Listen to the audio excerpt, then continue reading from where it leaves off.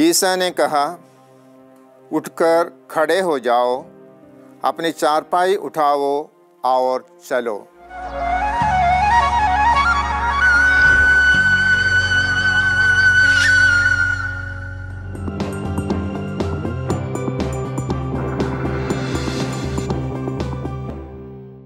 आत्मदर्शन TV के दर्शक आप सभी को जय यीशु। आज के सुसमाचार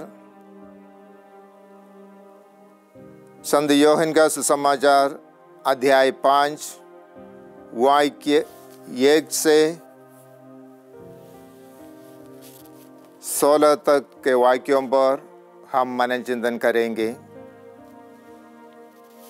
आज हम देखते हैं प्रभु यीशु यरूशलेम में एक विश्राम के दिन 38 वर्षों से रोग से पीड़ित एक व्यक्ति को चंगाई प्रदान करते हैं।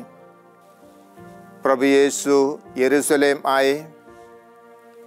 वहाँ भेड़ फाटक के पास एक कुंड है, इब्रानी भाषा में बेतसैदा कहलाता है।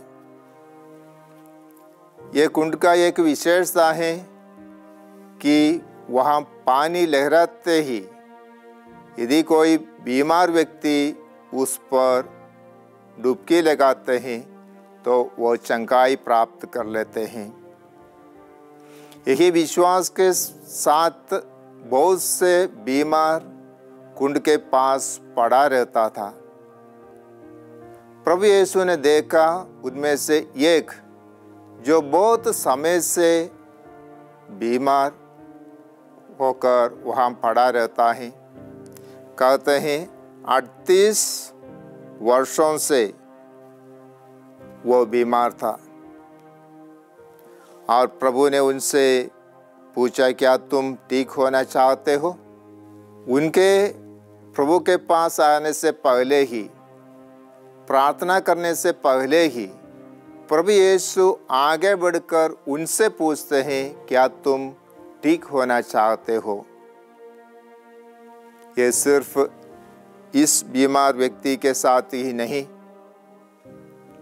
अन्य अवसरों पर भी हम देखते हैं प्रभु दुखियों को देखकर तरस हुआ आते हैं और उनके पास जाते हैं। संत लूकस के सुसमाचार अध्याय 13 में हम देखते हैं दुर्बल स्त्री को स्वास्थ्य लाभ प्रदान करते हैं। 18 वर्षों से झुकी हुई थी, सभागृह में बैठी हुई थी। उसे देखकर प्रभु ने उनके पास बुलाया और उन्हें चंगाई प्रदान की। इसी तरह हम देखते हैं नाइन की वो विधवा जो अपने एकलौते पुत्र के मृत्यु पर रो रही थी, उसे देखकर प्रभु उन पर दया की और उससे उसके पुत्र को जीवन प्रदान दिया और उन्हें सांत्वना दिया। यानी प्रभु आगे बढ़कर चंगाई देते हैं, सांत्वना देते हैं, दया दिखाते हैं। हम देखते हैं ये मनुष्य जो 38 सालों से बीमार था, पड़ा रहता था, वो कहते हैं मेरा कोई नहीं है। पानी लहराते ही मुझे कुंड में उतारने के लिए मेरे पास कोई नहीं है। यानी वो अकेलापन महसूस कर रहा था, तिरस्कृत महसूस कर रहा था और प्रभु उनके पास जाते हैं और उन्हें सांत्वना देते हैं, चंगाई प्रदान करते हैं। और ये सब हुआ एक विश्राम के दिन।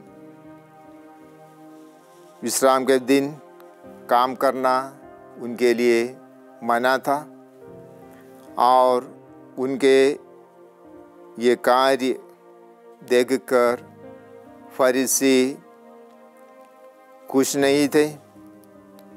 उन्होंने देखा कि ये बीमार व्यक्ति चारपाई उठाकर चल रहा है और उन पर इल्ज़ाम लगाया और वे कहते हैं, जिसने मुझसे अच्छा किया उसी ने मुझसे कहा, अपनी चारपाई उठाओ और चलो।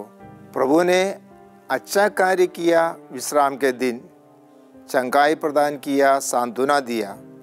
चाहे विश्राम के दिन हो या अन्य कोई भी दिन, हमें प्रभु के कार्य में भाग लेते हुए भले कार्य ही करते रहना है, सांत्वना देते रहना है,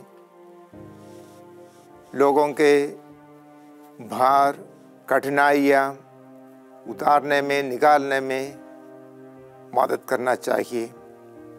हम प्रभु से प्रार्थना करें कि वे हमें आशीष दे कि हम सदा प्रभु के कार्यों में भाग लेते हुए लोगों की भलाई के लिए अच्छा कार्य कर सके। आमीन।